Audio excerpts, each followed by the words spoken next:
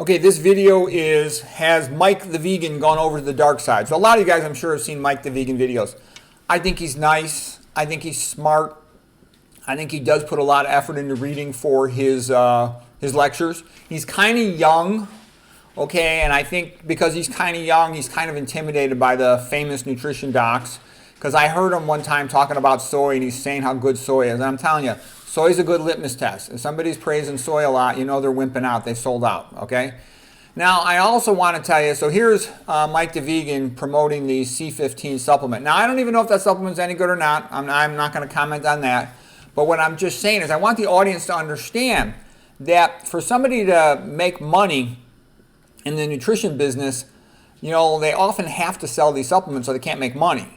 And so what I'm telling you is, for me, it's just a hobby, and I think that gives me a big advantage. I don't have to sell or promote anything, and that makes me also free to talk about stuff, okay? Because it's hard to be contrarian when to be contrarian means you lose money in the business, okay? If you want to do full-time nutrition, you got to make money doing it, so you have to sell stuff. And this leads to all kinds of conflicts of interest, like, I told you, Matthew Walker, the big sleep expert, promotes caffeine.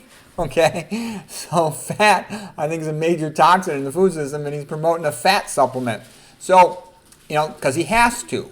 So that's what I want you to understand that, though, because everybody's always telling me, why don't I interview with so-and-so? Why don't I talk to so-and-so? And you don't understand.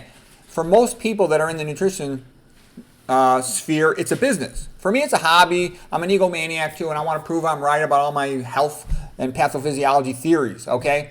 But I just want you to see this because this is what they have to do. And that's why you can put 100 nutrition experts together and have 100 of them promoting that, and I'll still be the one out of 100 that'll say something different, because I don't have to sell anything. I don't use this to make money. I just do it as a hobby.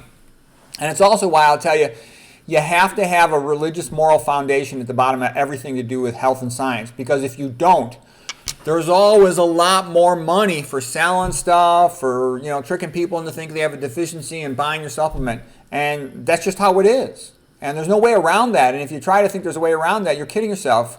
And anyways, so has Mike the Vegan gone over to the dark side? I hope not. Like I said, I think what happens to most of these guys is they figure, well, I'll provide, you know, 90% good information, but I just got to sell this one thing because I need to make money. I got to, you know, make money for myself, for my family, whatever.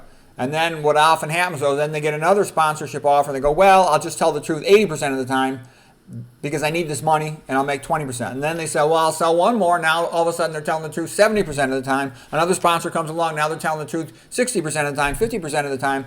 So that's the way you kind of get nickel and dime down if you're going to promote these supplements at all. And that's why I think it's best, like I said, to have a religious, moral, ethical foundation and to not do it for money. But I realize people need to make money somehow, and if you're not going to make money selling and promoting things in the nutrition business, then you're going to have to go make it elsewhere, and that's a big deal. Like, for example, I work as a clinical doctor, and, you know, I'm glad to have the job and it pays well, but I would much rather spend my time reading nutrition and health and pathophysiology articles. That's where my time is best spent.